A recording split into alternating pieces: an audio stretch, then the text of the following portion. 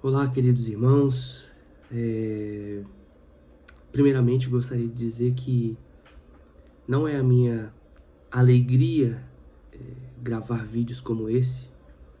É lamentável que tenhamos discussões assim no seio da igreja, mas é a minha responsabilidade também, como pastor da igreja, proteger a igreja quando ensinos contrários à palavra de Deus são propagados. Infelizmente, tem acontecido no nosso meio presbiteriano o que eu tenho chamado de a maledicência presbiteriana. Eu escrevi um pouco sobre isso. Se você quiser ler um pouco mais para se ficar por dentro do assunto, eu vou colocar na descrição aqui o artigo para que você leia também e entenda um pouco mais disso. Mas, em resumo, infelizmente, algumas pessoas, conselhos, pastores, têm usado esse termo neopuritano de uma forma que não há uma definição bíblica do que é, não há uma definição que traga de fato respeito ao termo, pois algo que é neopuritano precisa trazer não o puritanismo, mas algo que é novo ao puritanismo, um novo puritanismo.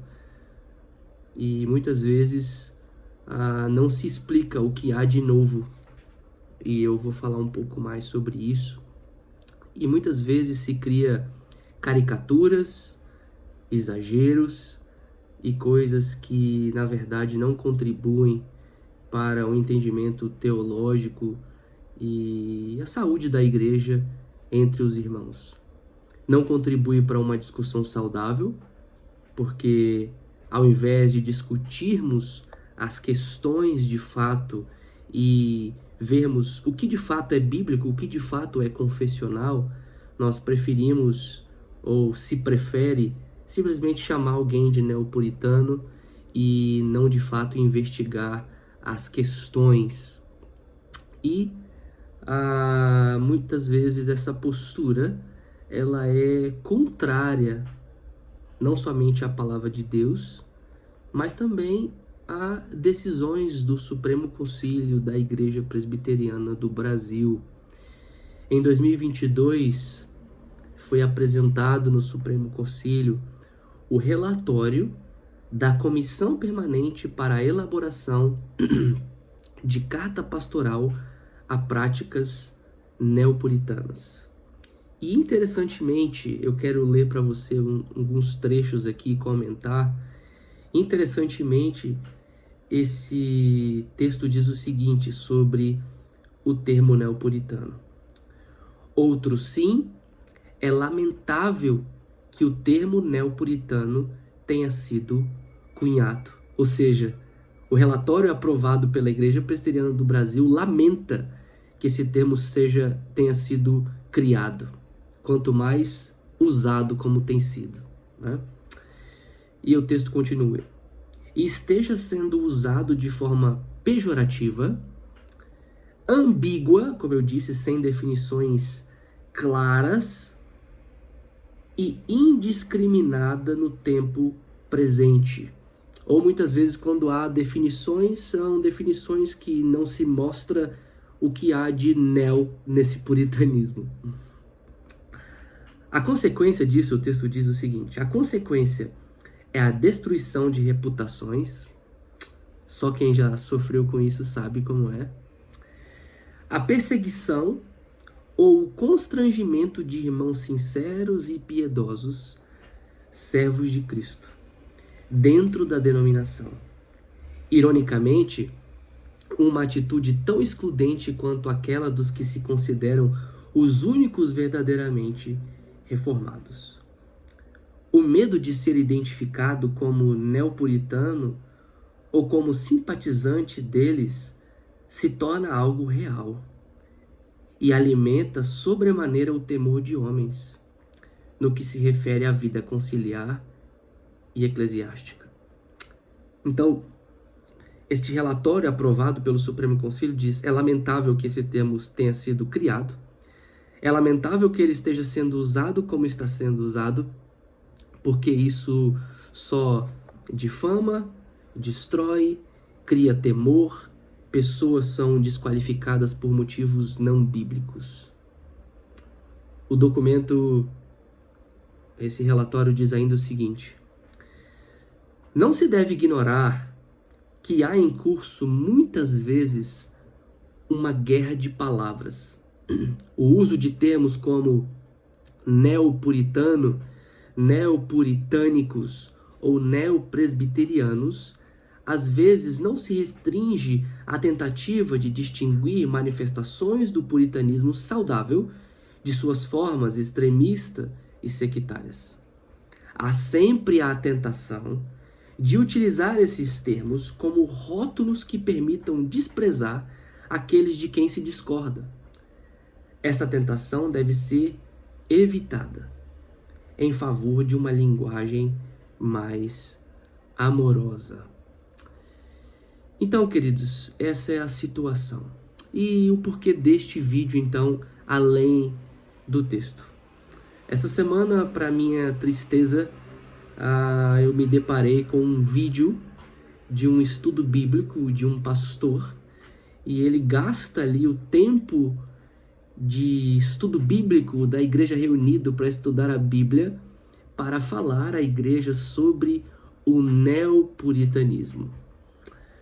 Se a gente pode dizer algo positivo sobre esse estudo, pelo menos vemos que o pastor estudou, que ele se dedicou a ir ao assunto, que ele tentou pelo menos trazer uma definição de neopuritanismo, mas infelizmente não sem trazer caricaturas, não sem trazer aplicações erradas da palavra de Deus e dos símbolos de fé, contradições, e mesmo também sem explicar mais uma vez o que há de neo no puritanismo.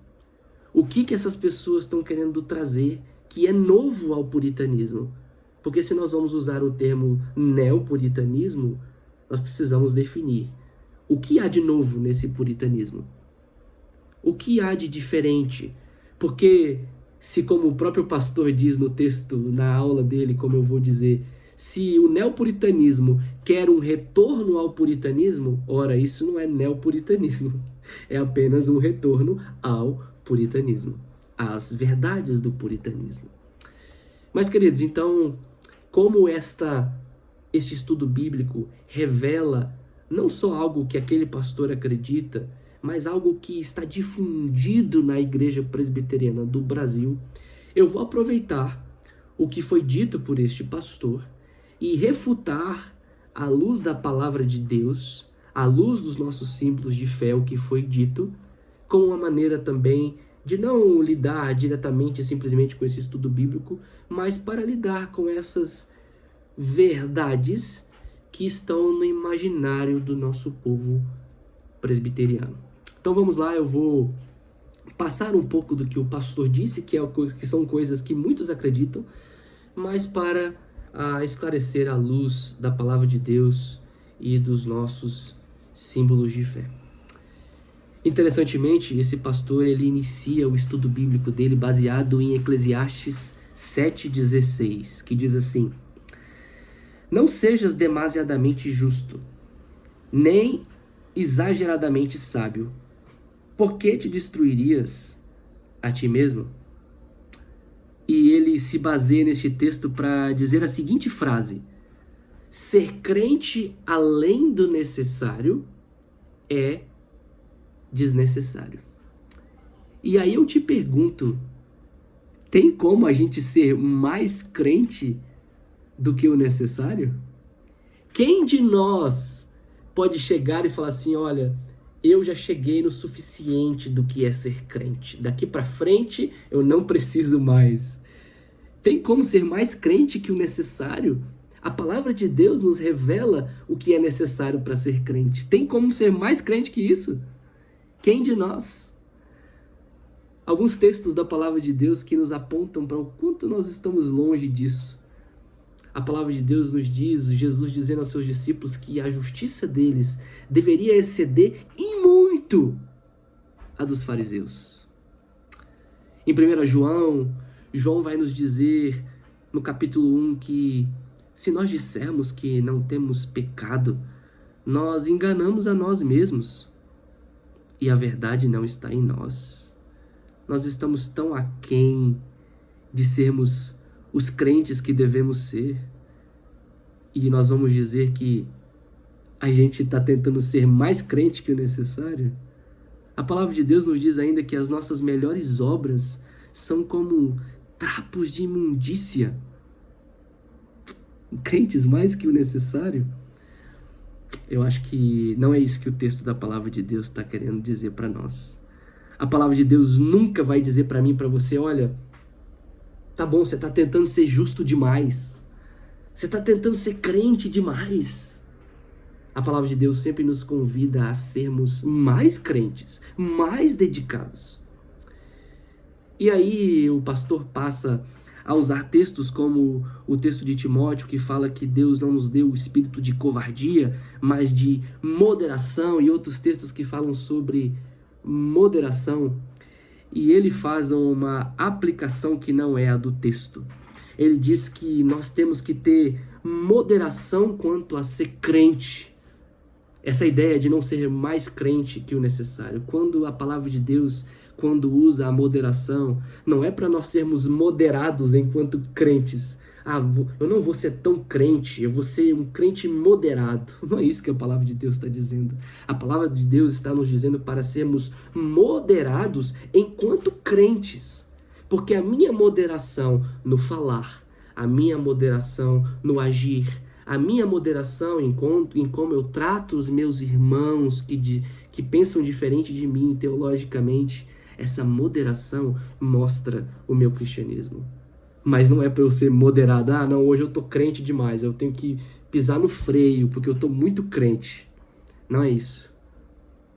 Não é isso que o texto da palavra de Deus está nos ensinando quando fala sobre moderação, nem quando está falando aqui sobre o demasiadamente justo.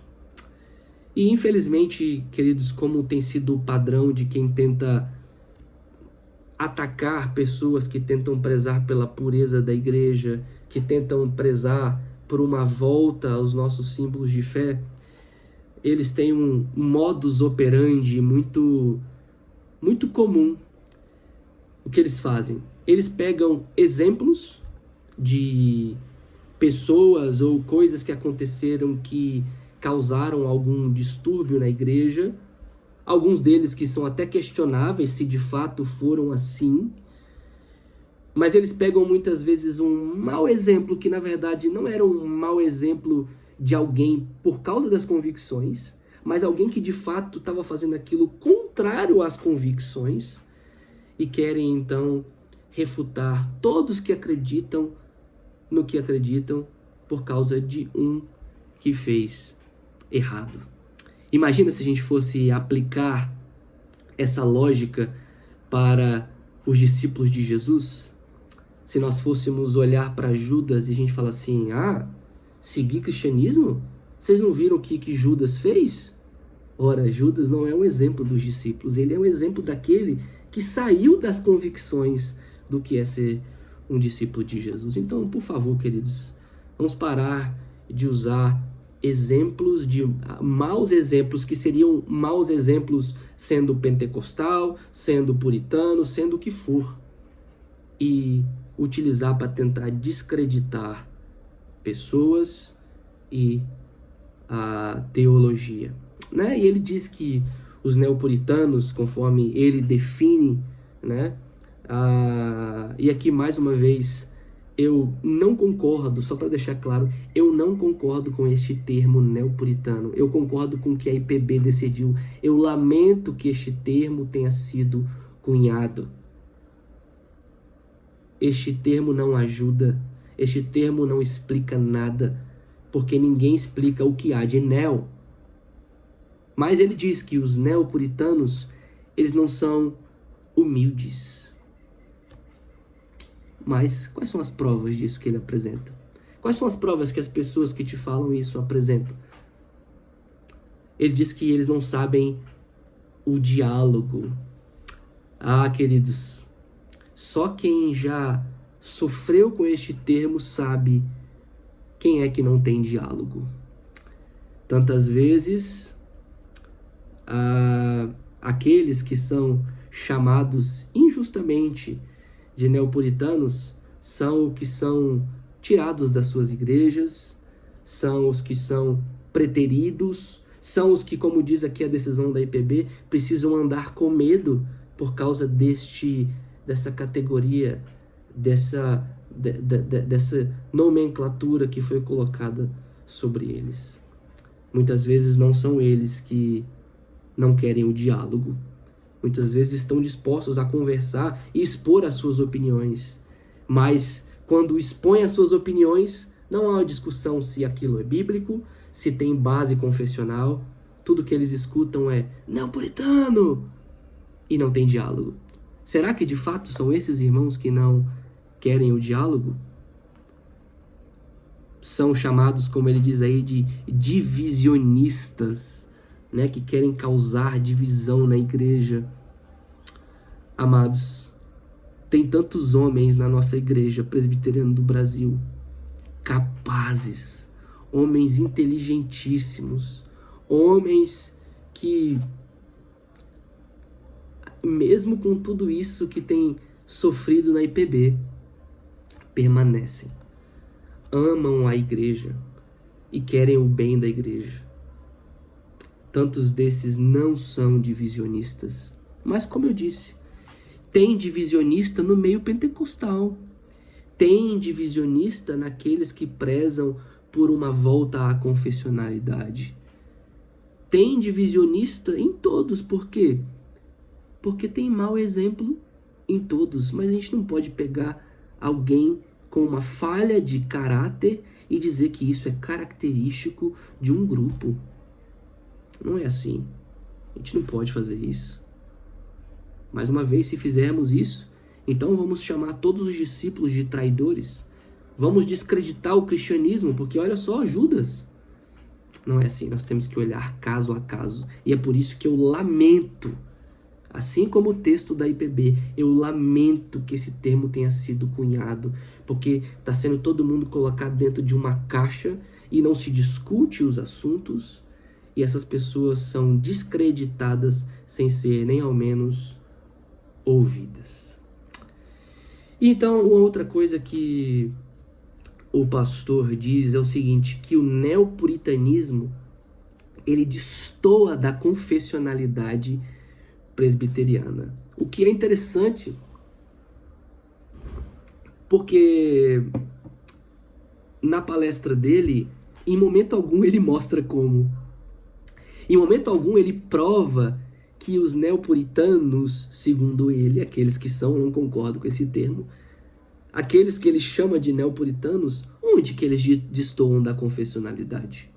Onde que está lá na confissão? Compare para mim lá na confissão o que diz e qual tem sido a prática.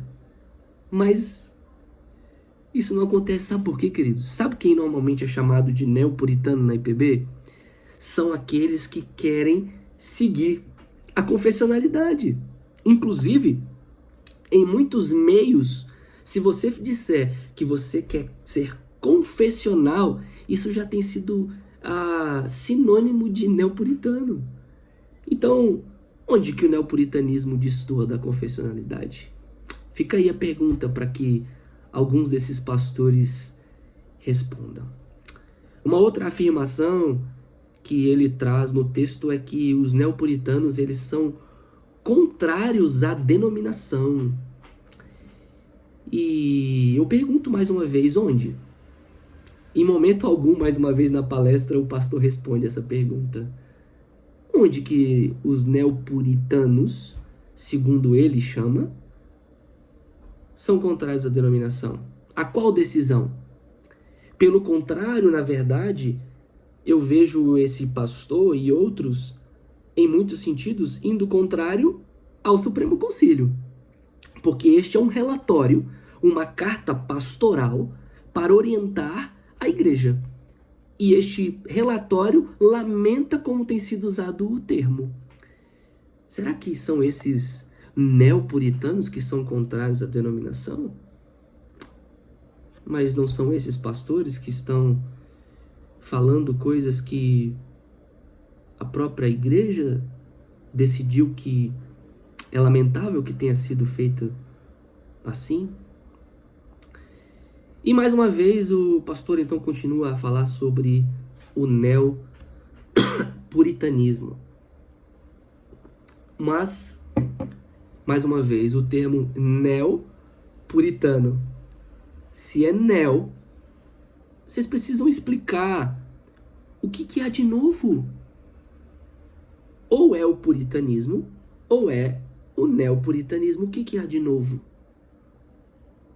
E aí, num certo momento, o pastor diz que esse neopuritanismo também pode ser denominado de ultrapuritanismo.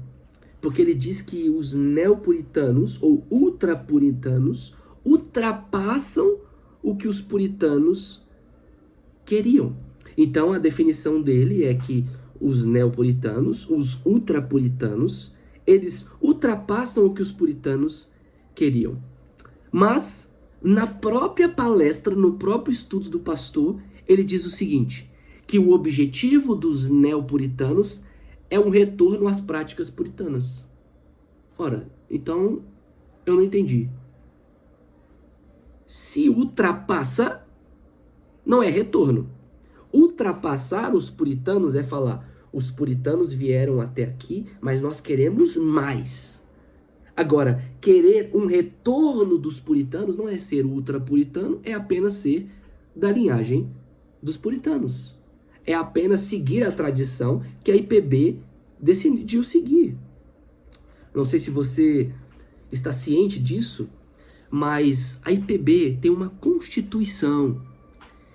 E no artigo 1º, o primeiro artigo da Constituição, ela diz assim: a Igreja Presbiteriana do Brasil é uma federação de igrejas locais, que adota como única regra de fé e prática as escrituras sagradas do Velho e Novo Testamento, e como sistema expositivo de doutrina e prática, a sua confissão de fé e os catecismos maior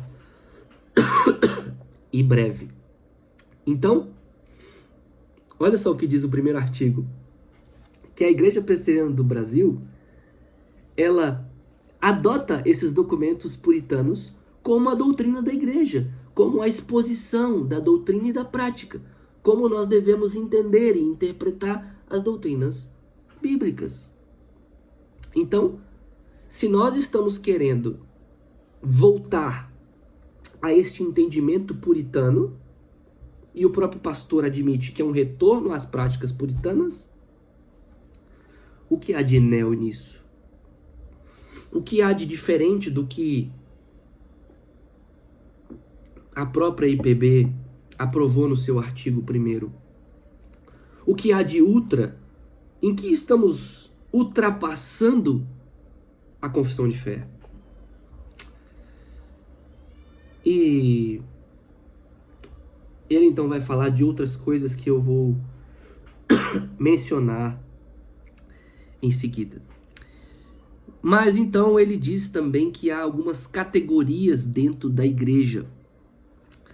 E dentre as categorias, então, ele cita os pentecostais dentro da IPB, cita os neopuritanos e cita o que ele chama de tradicionais conservadores, que ele chama de aqueles que são a verdadeira escola do presbiterianismo.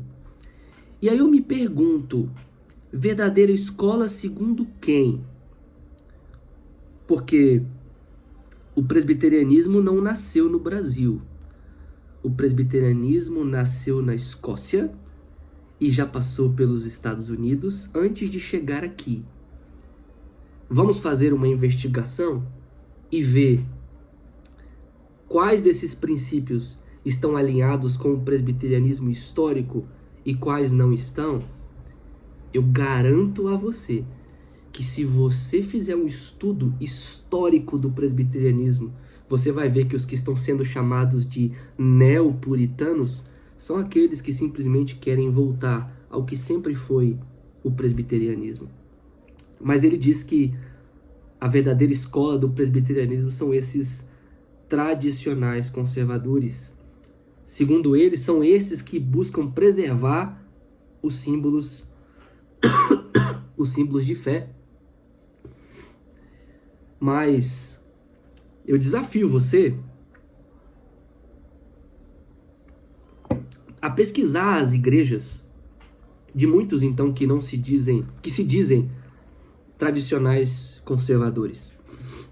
Pesquise as igrejas. Pesquise o que esses pastores defendem e pesquise o que os símbolos de fé que a Igreja Presbiteriana do Brasil se comprometeu a seguir. Pesquise esses dois e veja o culto. Veja se esses cultos têm princípio regulador, que é algo que a Igreja Presbiteriana do Brasil adota ao adotar os símbolos de fé que adota. Então, mais uma vez, esses tradicionais conservadores não são a escola do verdadeiro presbiterianismo. Não são aqueles que preservam os símbolos de fé. Claramente tem práticas presbiterianas que não são o que os presbiterianos sempre defenderam, por exemplo, sobre o culto. Os presbiterianos sempre, e isso se revela de forma madura na nossa confissão de fé, elaborada por homens santos, homens de Deus que sentaram por vários anos e discutiram sobre essas questões. E lá no culto tem sim o princípio regulador do culto, onde só deve ter no culto aquilo que Deus ordenou. Mas olhe lá nas igrejas dos tradicionais conservadores e você vai ver como parte de culto elementos que Deus nunca colocou no culto. Deus nunca colocou momento de avisos dentro do culto, por exemplo. Aviso não é elemento de culto, mas você vai encontrar nesses lugares coisas assim.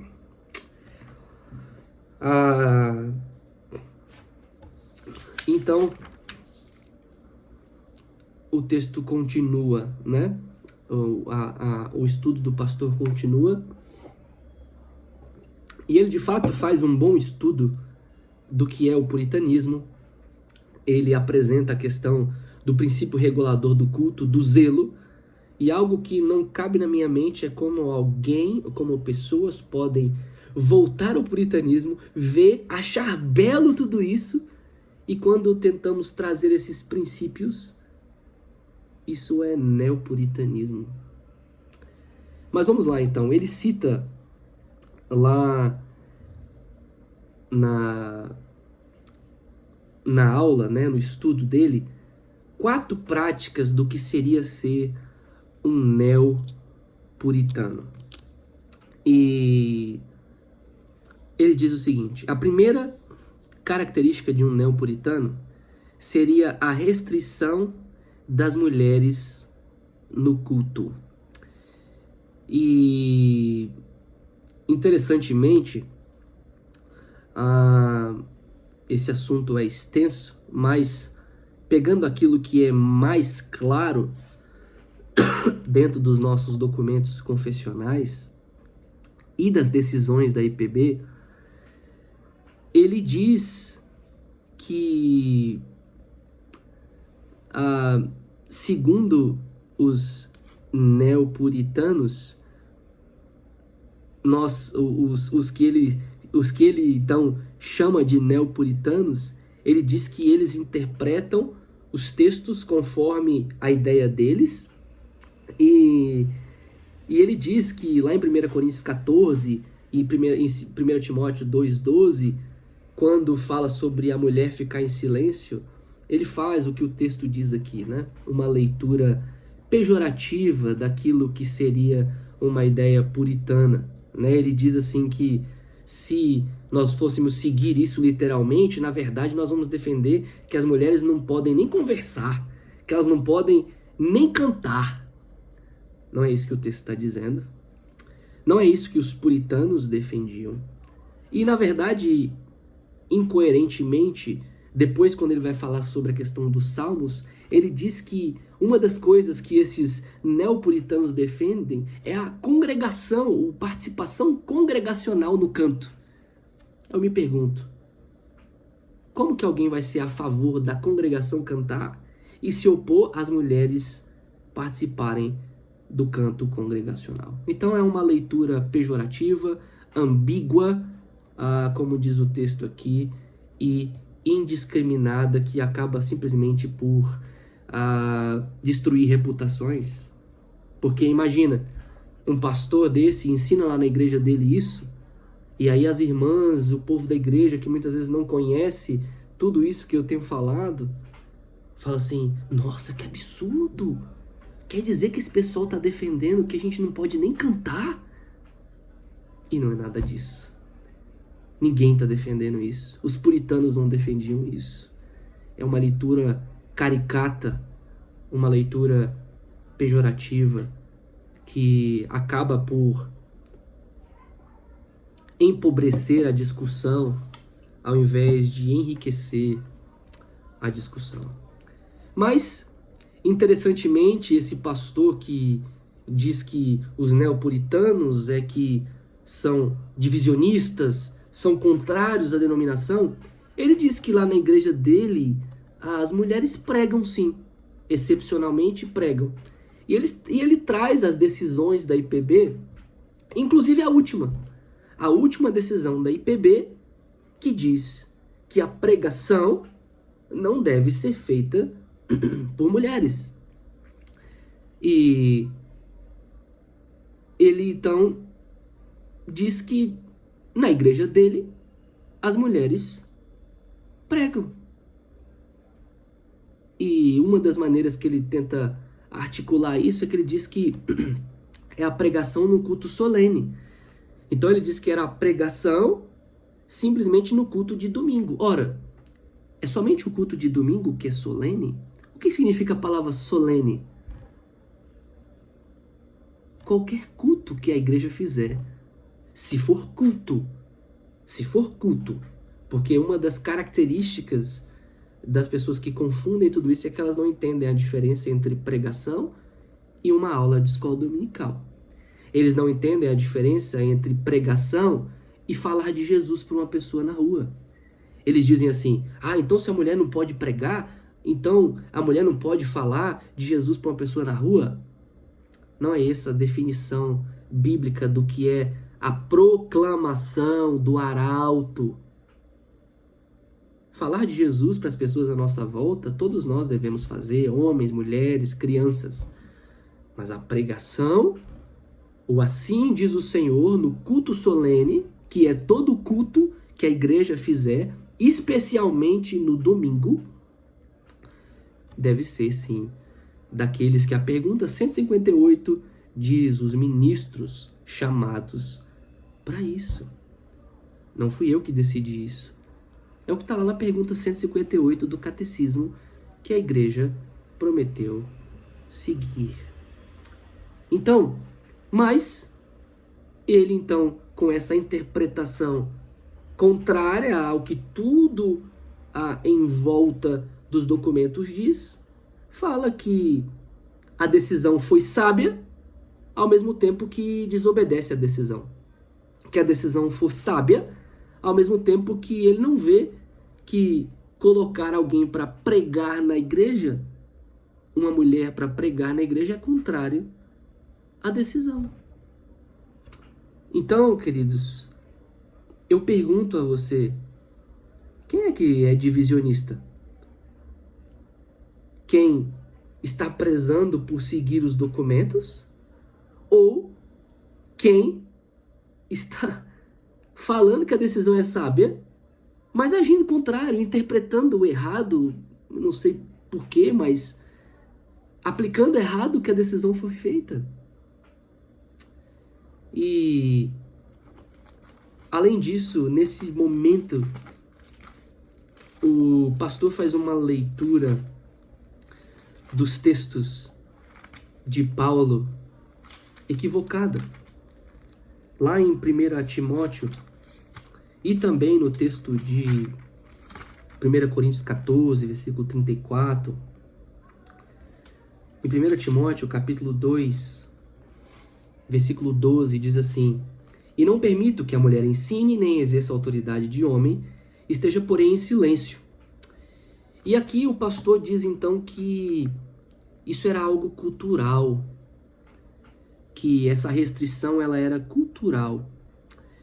Ora, seria cultural se Paulo tivesse ancorado essa ordem em uma razão cultural. Se Paulo dissesse, não faça isso, porque em Éfeso, ou porque dentre vocês, como Paulo dizia outra vez, porque dentre vocês tem pessoas que fazendo isso, isso e aquilo. Mas Paulo não faz isso. Paulo ancora a sua decisão na criação. Veja o que diz o versículo seguinte, que deveria ter sido lido também. Diz assim: porque primeiro foi formado Adão, depois Eva. E Adão não foi iludido, mas a mulher, sendo enganada, caiu em transgressão. Então Paulo diz: eu não permito que a mulher ensine e exerça autoridade na igreja, porque essa é a ordem criacional, não é uma questão cultural. Mas, na palestra, e não estou tentando ser demasiadamente detalhista na palestra do pastor, mas é porque eu estou usando isso como um todo, porque é o que está no imaginário de muita gente quando escuta essas coisas, e eu quero aproveitar para expor isso. E aí o pastor diz que era, na verdade, uma questão cultural, e ele diz que na Bíblia, nos períodos bíblicos, havia muito preconceito com as mulheres, e que porque havia um preconceito, Paulo então restringe as mulheres para que não houvesse um escândalo quando as pessoas chegassem e vissem ali uma mulher ensinando, mas só por causa do aspecto cultural. Veja, não é na cultura que Paulo ancora a sua decisão. E será que Paulo, pelo que a gente conhece de Paulo, faria isso? Paulo ia restringir o que é certo, ao invés de falar o que é a palavra de Deus, por causa de uma questão errônea cultural?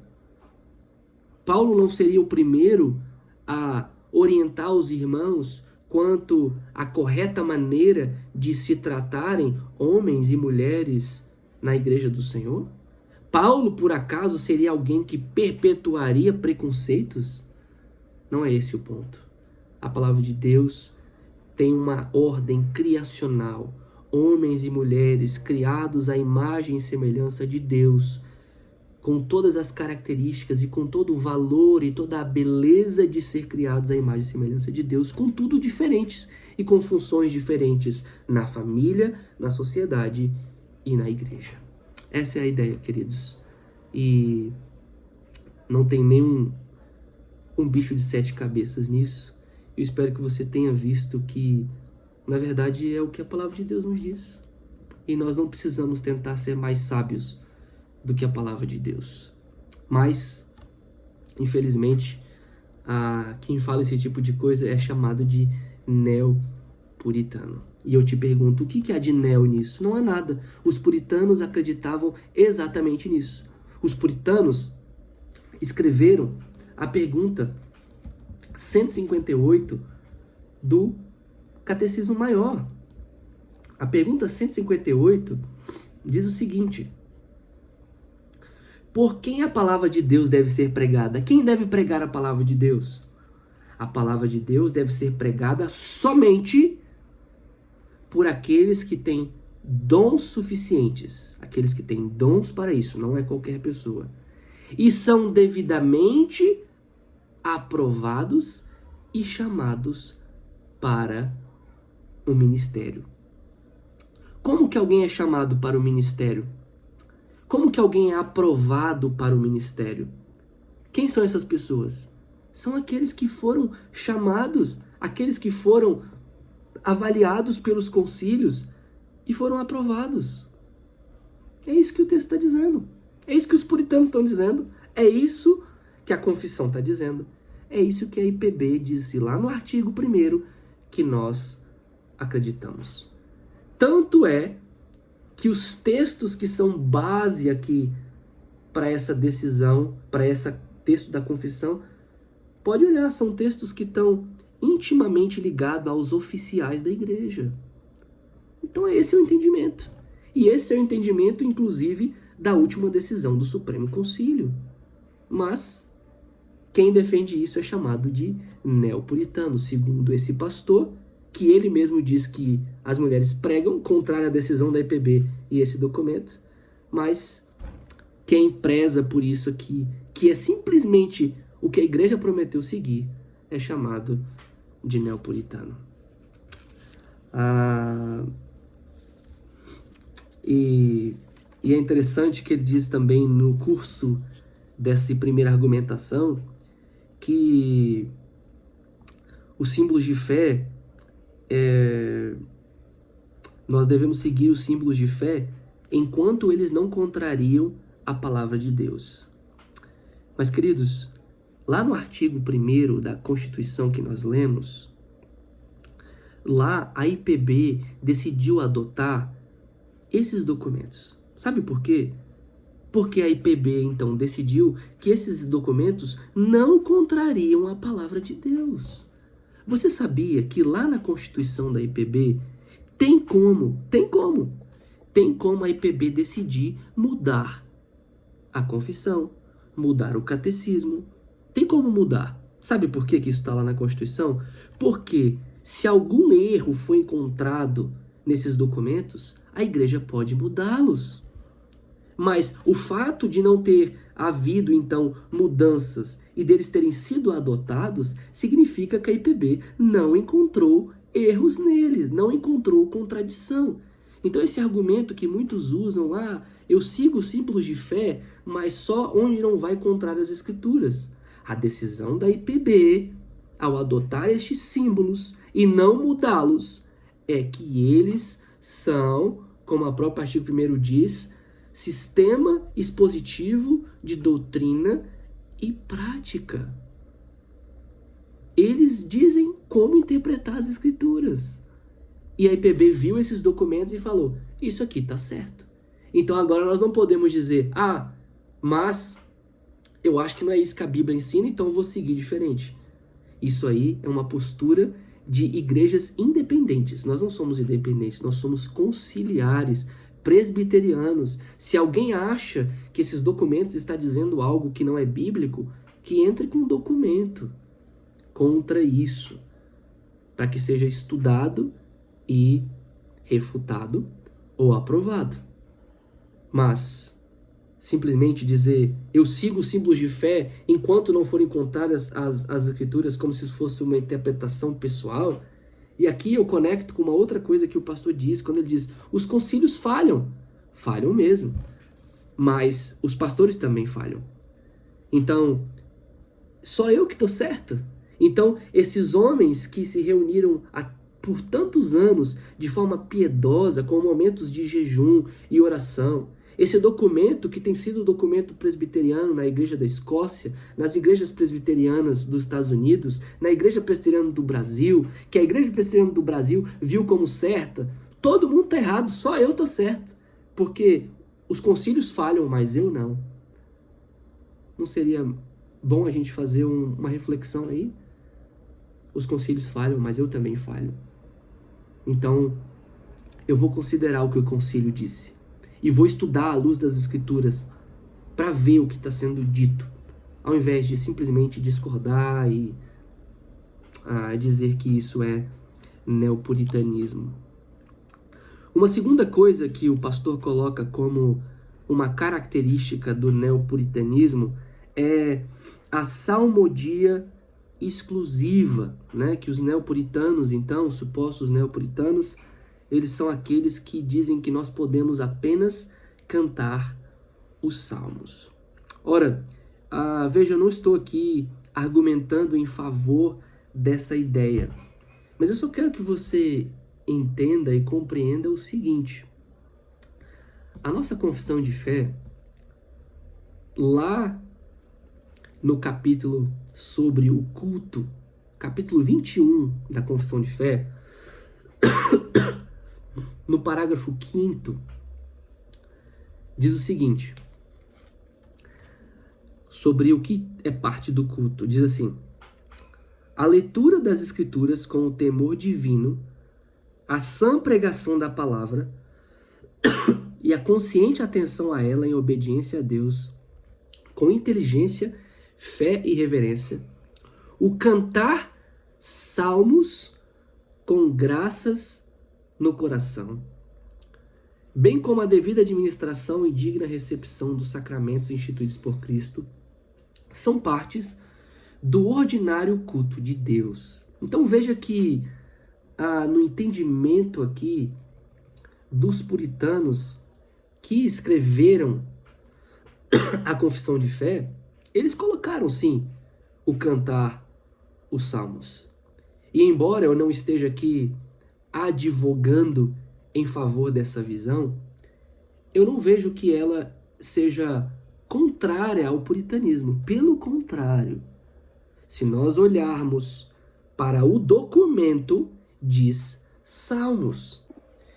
E outra, se nós olharmos para as igrejas que, num primeiro momento, adotaram esses documentos, se olharmos para os puritanos que escreveram esses documentos, nós vamos ver que, de fato, muitos deles, se não todos, mas pelo menos muitos deles, tinham a concepção de um canto da salmodia exclusivo. Portanto, quando alguém argumenta para que se cante salmos, isso não é um neopuritanismo.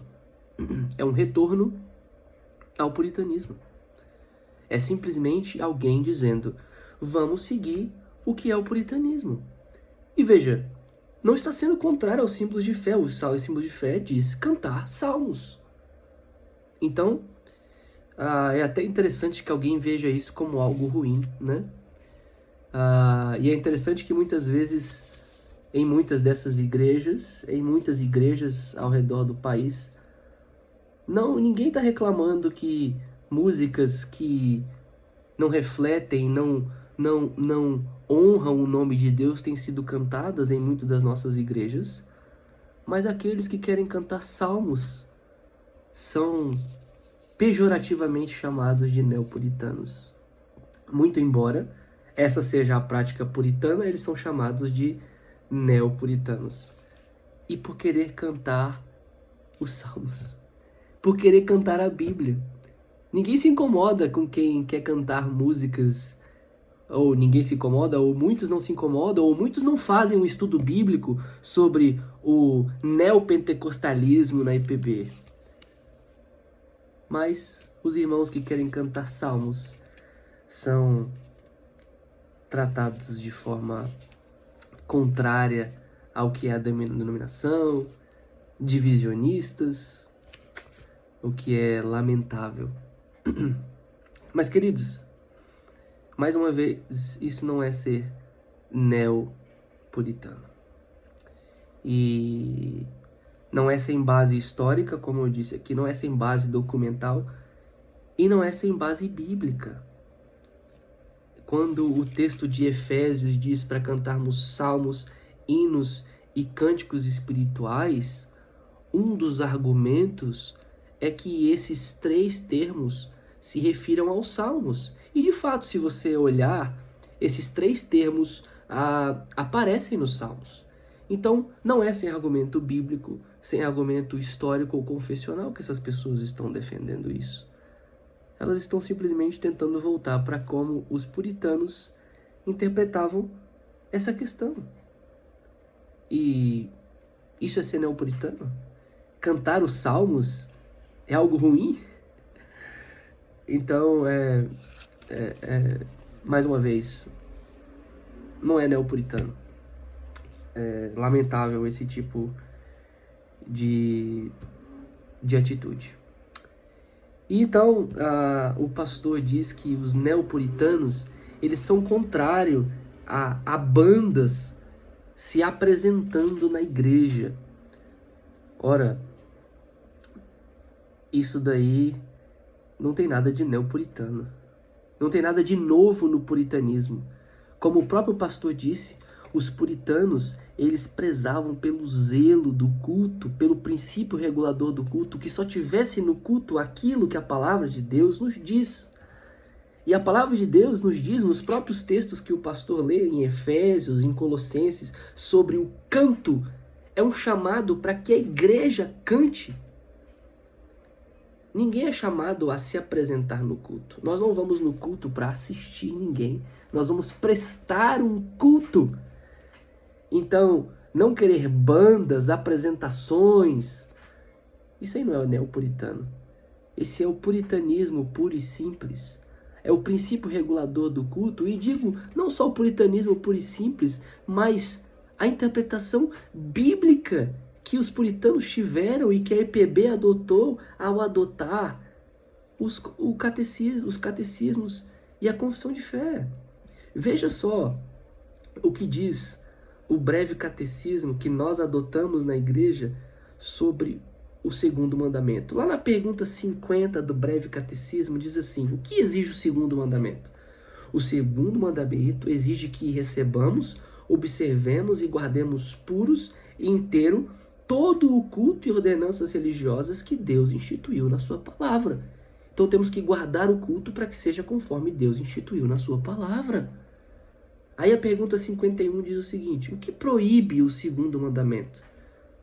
O segundo mandamento proíbe o adorar a Deus por meio de imagens ou de qualquer outra maneira não prescrita na sua palavra. É o segundo mandamento. É o que está escrito lá em Êxodo. É o que é bíblico. É o que os nossos pais puritanos entenderam porque é bíblico. E é o que a igreja entendeu a adotar esses documentos. Onde que foi instituído na palavra momento de apresentação no culto? Eu vejo na palavra o momento do canto. Mas onde que há na palavra o momento, esse elemento de culto da apresentação? Eu não vejo. E eu desafio você a mostrar, a procurar nas escrituras esse elemento bíblico do culto. Ou seja, o princípio regulador do culto diz que só pode ter no culto aquilo que a Bíblia coloca no culto. Nós vemos orações no culto, então nós vamos ter orações. Nós vemos pregação no culto, então nós vamos ter pregação. Nós vemos o cantar, esse chamado de Efésios e Colossenses para a igreja cantar, então nós vamos cantar. Mas onde há um chamado à apresentação? Nada contra apresentações num outro momento. Nada contra que em outros momentos nós possamos ouvir as habilidades que Deus deu aos nossos irmãos. Mas o momento de culto não é um momento de apresentação. Ninguém foi ali para assistir o fulano ou ciclano. Todos estão ali para louvar ao nome do Senhor. E é interessante que essa questão de prezar pelo culto congregacional, ser chamado de divisionista, alguém que preza para que a igreja participe é divisionista. Percebe, queridos, o quanto que isso é mal? O quanto que isso de fato revela o que o documento da IPB diz que é uma interpretação pejorativa, ambígua, indiscriminada, que acaba só por destruir reputação. Destruir a reputação de um irmão, de alguém piedoso que quer cantar salmos. O que há de mais nisso? Destruir a reputação de alguém porque quer que a igreja cante? E depois então o pastor diz que os neopuritanos também querem cantar sem instrumentos. Ele diz que estranho. Bom, pode ser estranho para mim e para você, mas faça essa pesquisa.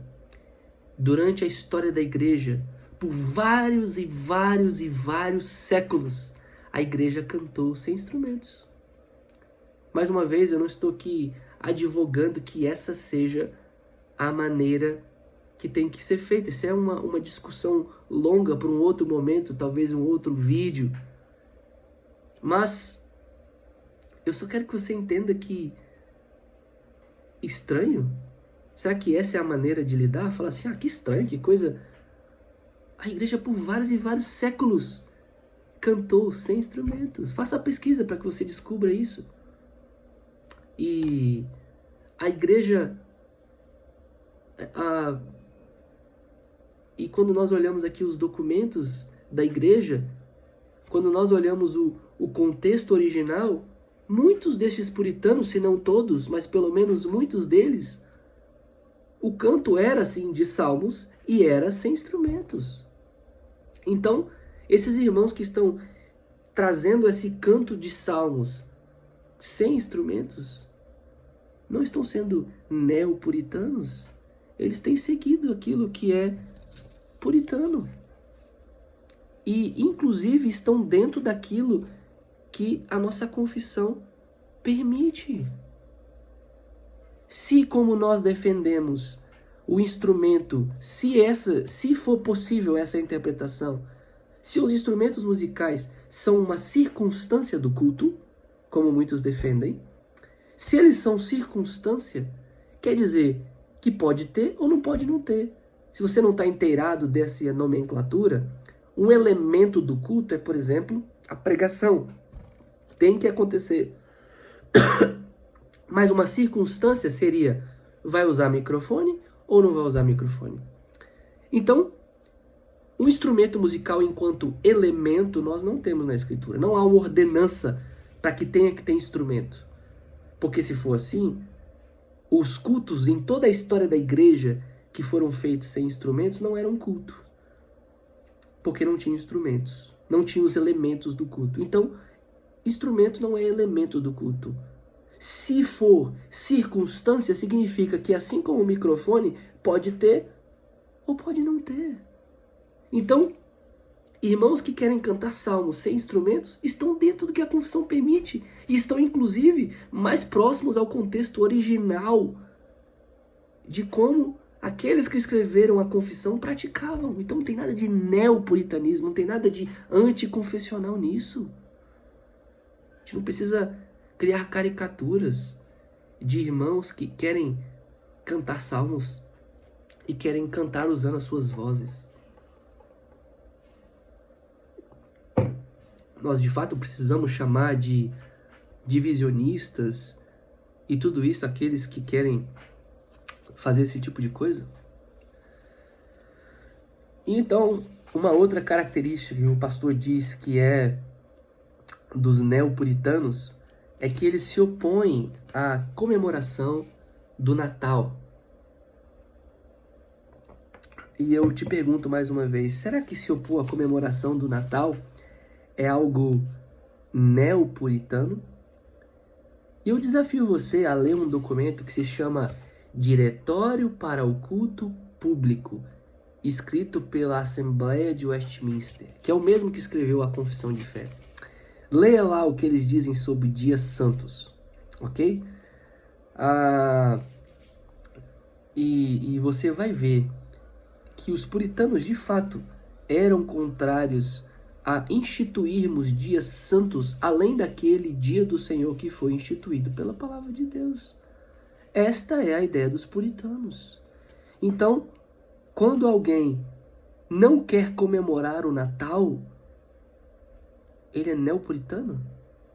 Ou ele é simplesmente alguém que quer prezar pelo puritanismo e uma interpretação bíblica? A interpretação dos puritanos, sim, mas uma interpretação que é dos puritanos, não simplesmente por ser dos puritanos, mas porque eles chegaram sabiamente a interpretações bíblicas, porque a Bíblia é a nossa única regra de fé e prática. E aí o pastor argumenta o seguinte: será que não deveríamos celebrar que Jesus nasceu? E eu concordo, é importante celebrarmos que Jesus nasceu. Celebrarmos que ele morreu, celebrarmos que ele ressuscitou. E sabe o que mais, queridos? Todos os domingos nós celebramos isso. Todos os domingos, se você tem uma pregação, um culto cristocêntrico, todos os domingos nós celebramos Cristo nasceu, Cristo viveu, Cristo morreu, Cristo ressuscitou, Cristo voltará. Nós celebramos isso todos os domingos. Nós não precisamos de uma data, num certo momento, que a gente nem sabe se foi quando Jesus nasceu, para celebrar o Natal. Mas o próprio pastor admite que alguns se opõem à questão do Natal porque ela tem uma origem pagã, porque ela tem uma origem do catolicismo romano. E eu pergunto a você, você sabe qual é o significado da árvore de Natal? Qual é o significado, os significados pagãos associados a essa comemoração do Natal? E então o pastor argumenta o seguinte: mas se a gente for abandonar todas as questões pagãs, a gente vai ter que abandonar muita coisa. E ele dá o exemplo de um bolo, né? Que o bolo de aniversário tem uma origem pagã. E aí eu faço duas ponderações. A primeira delas é: o momento de aniversário não é um culto. Não é um culto solene da igreja. Então, uma coisa é fazermos uso de aspectos culturais no momento do nosso dia a dia. Outra coisa é fazermos isso no culto, porque no culto devemos fazer, como vimos aqui, somente aquilo que Deus ordenou. Deus não ordenou elementos pagãos dentro do culto. Então essa é a primeira ponderação de por que esse exemplo do bolo não se aplica. Um aniversário não é um culto. Agora, uma outra ponderação é a seguinte: tudo bem, eu não vejo problema nisso. Se há elementos pagãos na nossa cultura, que nós cristãos sejamos os primeiros a dizer assim: não, então tá bom, então eu vou fazer diferente. Então eu não vou participar desse tipo de coisa. E interessantemente e incoerentemente, muitos desses pastores que acham um absurdo não querer celebrar o Natal, são pastores que não querem que os seus jovens joguem baralho por causa da origem pagã. São pastores que corretamente não querem que as pessoas da igreja se envolvam com a festa junina, mas não devemos fazer uma maneira nossa da festa junina, porque tem uma origem pagã e católica, mas devemos fazer com o Natal. A propósito, uma curiosidade, depois você pesquisa mais. Uma curiosidade sobre o Natal. Você sabe como é que é a palavra em inglês para Natal? É Christmas. É a junção de duas palavras, Christ, Cristo, e Mass, missa. É a missa de Cristo. Em inglês, a palavra significa a missa de Cristo. Quem é que faz missa, querido? São os reformados que fazem isso? São aqueles que prezam por uma confessionalidade? Não, não são. São os católicos que fazem isso. Então veja que não é bem por aí. Não é bem por aí. E chamar alguém de neopuritano porque está prezando pelo culto? Porque não quer trazer algo da missa de Cristo? Porque nós não celebramos missa? Nós não celebramos coisas católicas? Nós celebramos a palavra de Deus conforme revelada em Cristo? Um dos grandes problemas do Velho Testamento, um dos grandes alertas que Deus traz para o seu povo no Velho Testamento era o problema do sincretismo. Era querer fazer um culto a Deus, mas associar com elementos pagãos. Tomemos cuidado. Se sabemos que tem elementos pagãos, como o próprio pastor reconhece no Natal, por que faremos um culto com elementos pagãos? Agora, prezar por um culto puro é então ser divisionista? Pensar sobre isso biblicamente é um problema? Eu acho que não é por aí a discussão. Eu acho que a discussão é sentarmos e vermos o que é bíblico, o que é confessional, e todos se dobrarem àquilo que a palavra de Deus nos ensina, ao que nós adotamos como igreja, como símbolo de fé daquilo que a palavra de Deus ensina, todos nós. Esse é o caminho. Um quarto argumento que o pastor traz e que está no imaginário de muita gente é essa questão de que muita gente que preza pelos ensinos bíblicos e confessionais que são contrários ao chamado cultinho infantil. E essas pessoas são por isso chamadas, então, segundo o pastor, de neopuritanos, né? Mas, mais uma vez, eu te desafio. O que há de novo nisso? Não é esse o entendimento da igreja desde sempre? Não é esse o entendimento da igreja do Velho e do Novo Testamento? Não é esse o entendimento bíblico e, portanto, o entendimento também que os puritanos tiveram das Escrituras e do que é bíblico? Eu desafio você a achar fontes históricas que comprovem que, na verdade, a inovação são as crianças ficarem no culto. Essa não é a inovação, não é o neo. O neo, na verdade, é o famoso cultinho infantil. Aliás, mesmo dentro do Brasil, se você perguntar para alguém da IPB, dependendo da sua idade, pergunte para o seu pai, ou dependendo da sua idade, pergunte ao seu avô, e você vai ver que na época deles não tinha o famoso cultinho infantil. E não tem como entrar em todos os detalhes aqui, eu vou falar alguns, mas ao invés de ficar só reproduzindo o que você ouviu de alguém e ficar fazendo parte dessa maledicência, só passando adiante que tal coisa é neopuritanismo, faça a sua pesquisa. Leia, por exemplo, o livro chamado O Berçário do Espírito Santo. Faça a leitura desse livro e pesquise para que você descubra. Mas eu quero mostrar para você aqui nas Escrituras que as crianças sempre fizeram parte dos ajuntamentos do povo de Deus.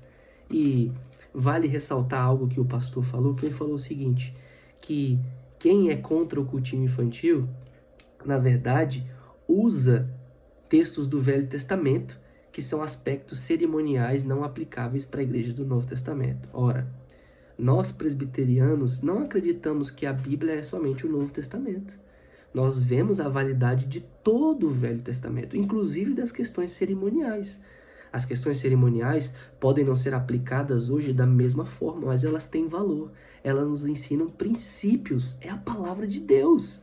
O Velho Testamento é a palavra de Deus. As leis cerimoniais são a palavra de Deus e têm princípios para nós. Então eu quero observar com você algumas dessas coisas. Primeiramente, Êxodo capítulo 12, quando fala sobre a instituição da Páscoa. Veja só, as crianças estavam lá.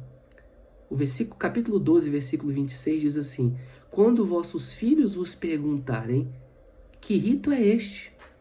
Respondereis, é o sacrifício da Páscoa ao Senhor, que passou por cima das casas dos filhos de Israel no Egito. Quando feriu os egípcios, livrou as nossas casas. Então o povo se inclinou e adorou. Então, nesse momento do ajuntamento da igreja do Velho Testamento, e celebrarem a Páscoa como um culto ao Senhor, as crianças participariam. E um dos argumentos muitas vezes é as crianças precisam sair para ouvir alguma coisa na linguagem delas. Mas veja o que o texto diz. Não, elas precisam ficar, sabe para quê? Para elas terem exatamente dúvidas.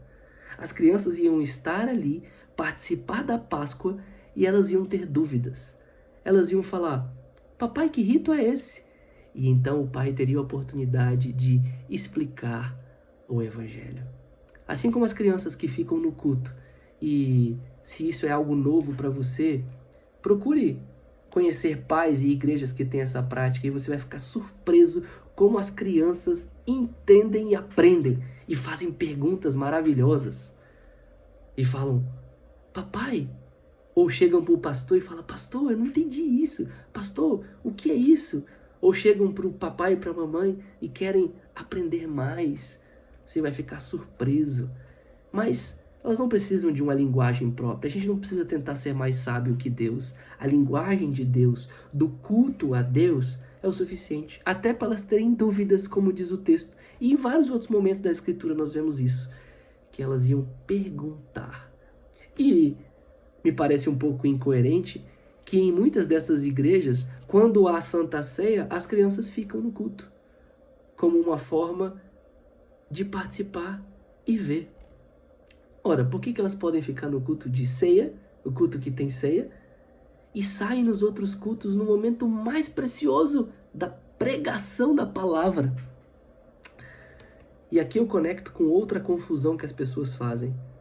o elemento de culto é pregação. Porque aí o pastor argumenta e outras pessoas vão argumentar, mas a criança vai lá para a salinha e ela vai ter um estudo, uma lição.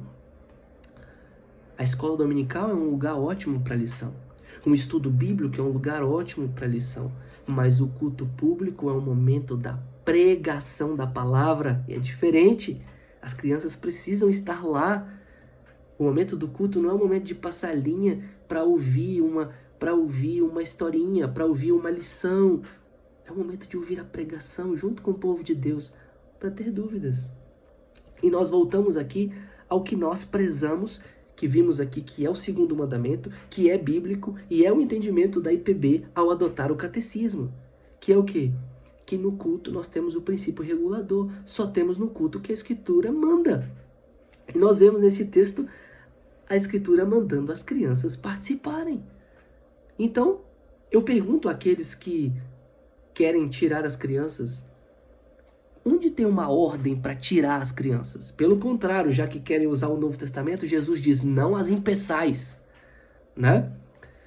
O pastor até diz que as crianças, quando ficam, na verdade, atrapalham elas mesmas ouvirem outras crianças. Me parece muito parecido com a questão dos discípulos, né? Talvez disseram para as crianças, crianças, os adultos agora, não tem tempo. Olha, vocês estão fazendo muito barulho, estão atrapalhando. E seja qual for, e sejam quais tenham sido os argumentos dos discípulos, Jesus diz, não as impeçais, deixam que elas venham a mim, ouvir a minha voz. E como os reformadores, muitos diziam, quando o ministro prega a palavra, é como se o próprio Cristo pregasse a palavra. Não impeçais que as crianças então ouçam a Cristo pregado no culto público. Essa é a ordenança do Senhor. Mas um outro texto é o texto de Deuteronômio 6. O texto de Deuteronômio capítulo 6. Ele nos diz, e veja o contexto mais uma vez, capítulo 5, Moisés então traz a lei, e Deuteronômio nada mais é do que de certa forma, uma pregação de Moisés para a segunda geração. E ele diz no versículo 6, estas palavras que hoje te ordeno, estarão no teu coração. Tu as inculcarás a teus filhos, e delas falarás assentado em tua casa, andando pelo caminho, e ao deitar-te e ao levantar-te. Então, os pais estavam ali com as crianças, ouvindo o sermão de Moisés. E então Moisés aplica e diz, olha, é para vocês durante a semana inculcarem isso nos seus filhos. Mas tantas vezes nas igrejas, os pais estão aprendendo uma coisa, os filhos estão aprendendo outra. Não são parte do mesmo culto. E um outro texto, para encerrar essa breve exposição sobre esse assunto, é o texto de Joel. Joel capítulo 2, especialmente o versículo 16, dentro do contexto aqui, diz assim, congregai o povo, um chamado para o ajuntamento do povo. Certamente há elementos cerimoniais, nós não cultuamos como o povo aqui, mas nós cultuamos. Há um chamamento para nós também. As diferenças aqui são as cerimônias e não o povo. Veja só. Congregai o povo, santificai a congregação, ajuntai os anciãos, reuni os filhinhos e os que mamam. Saia a noiva da sua recâmara e a noiva do seu aposento. Então, nesse chamado ao ajuntamento aqui, tirando as peculiaridades do texto do Velho Testamento, claro, está incluído mais uma vez as crianças, até os que mamam. Na palavra de Deus, queridos, as crianças sempre estiveram no culto, sempre estiveram com o povo do Senhor. E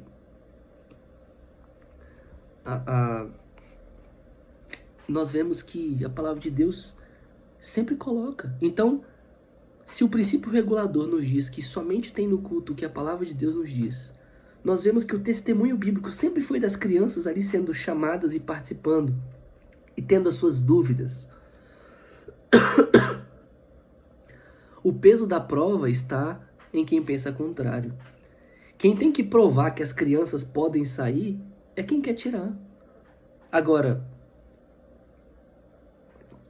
quem é contra o cultinho infantil, então, é chamado de neopuritano? O que há de neo nisso? Esse não é o entendimento da igreja?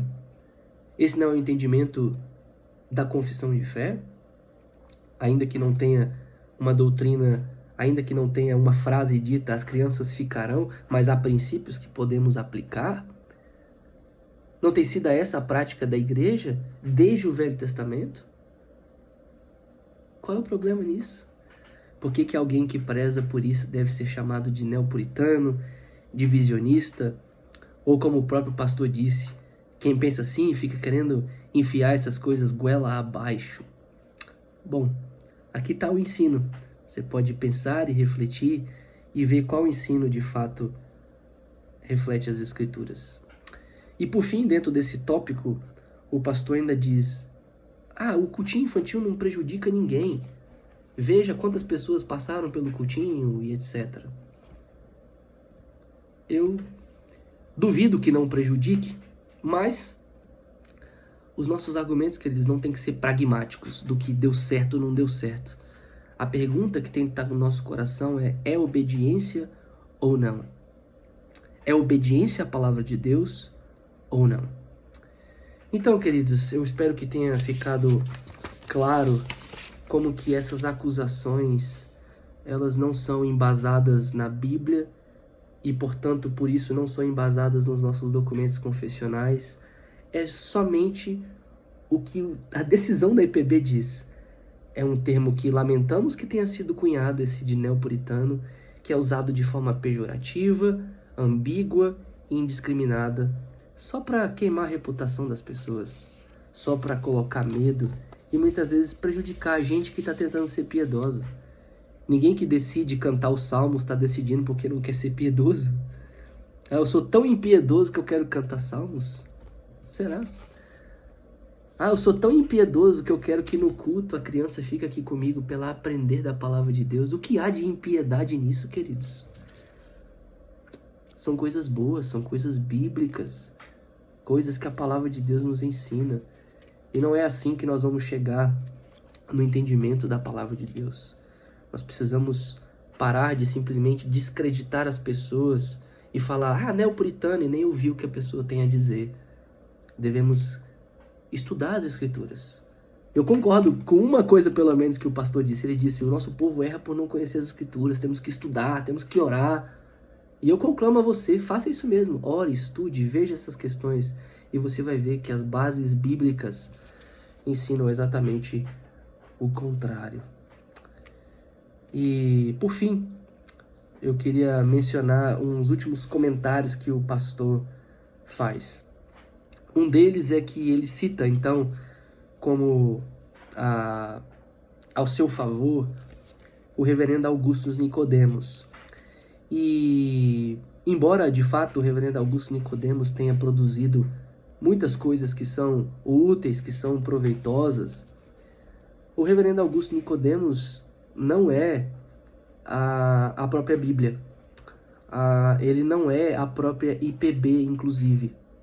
Ou seja, a interpretação particular do reverendo Augusto Nicodemos não é a interpretação da igreja. Nós não somos uma igreja episcopal em que bispos decidem e todo mundo tem que seguir. Nós somos uma igreja conciliar. Não é a decisão do reverendo Augusto, não é a interpretação dele. Por mais que possamos respeitá-lo, por mais que possamos levar em consideração, mas a decisão que vale é a conciliar. E a decisão conciliar, como já ficou claro, é de seguir as Escrituras e os nossos símbolos de fé, como de fato refletem as Escrituras.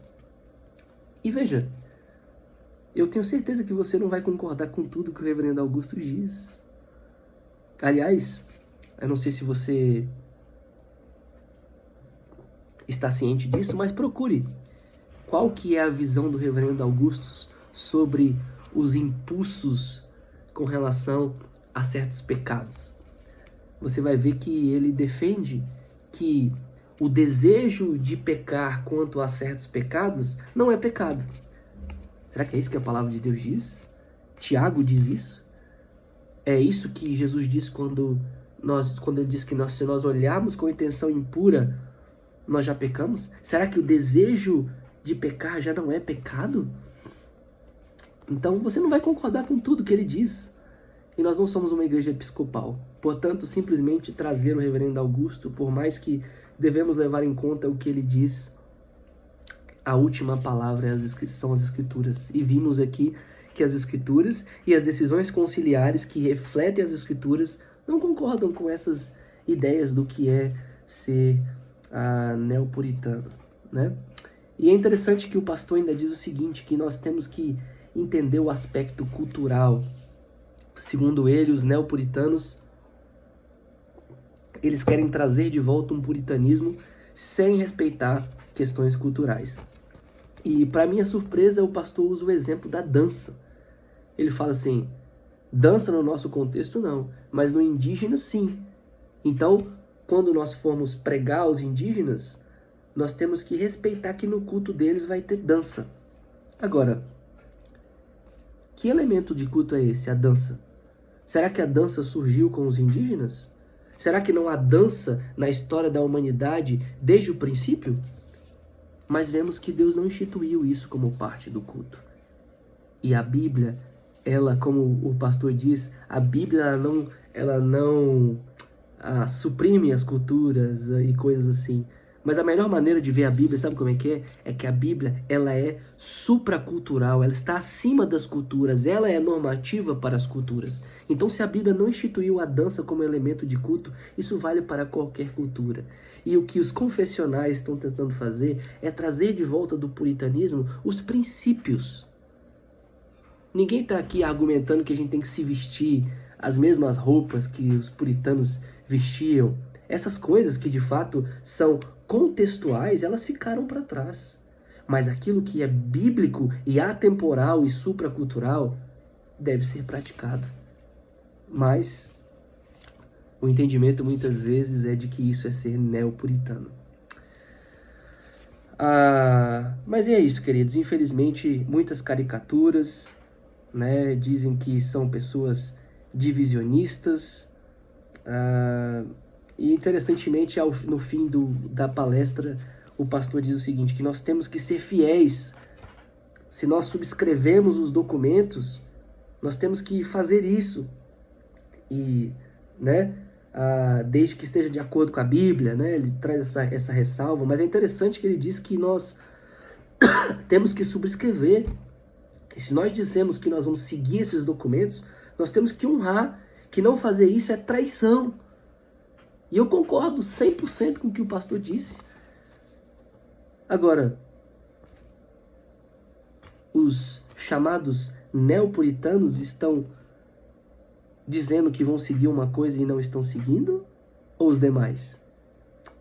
Será que os chamados neopuritanos são aqueles que estão indo contrário à confissão que prometeram seguir? Ou os demais? Eu espero que tenha ficado claro nesse vídeo. E espero que fique claro nas suas pesquisas que você vai fazer, para só não ficar reproduzindo coisa que você ouviu. Que, na verdade, as pessoas que estão sendo chamadas de neopuritanos, como o próprio pastor admite, são aqueles que querem um retorno ao puritanismo.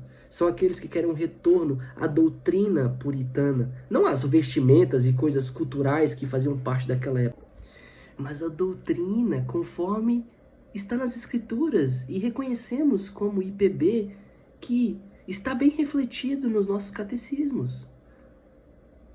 Queridos, esse não é o caminho. Ficar, como a própria decisão diz aqui, usando termos pejorativos, ambíguos, indiscriminados, não é essa a discussão. Vamos voltar para as Escrituras. Ninguém é divisionista por querer que as crianças fiquem no culto. Ninguém é problemático ou orgulhoso por querer que a pregação seja feita por um oficial. Ninguém é divisionista por querer amar a verdade e seguir a verdade. Querido irmão, estude esse vídeo, estude a palavra, estude os documentos que a sua igreja adotou como exposição fiel da palavra.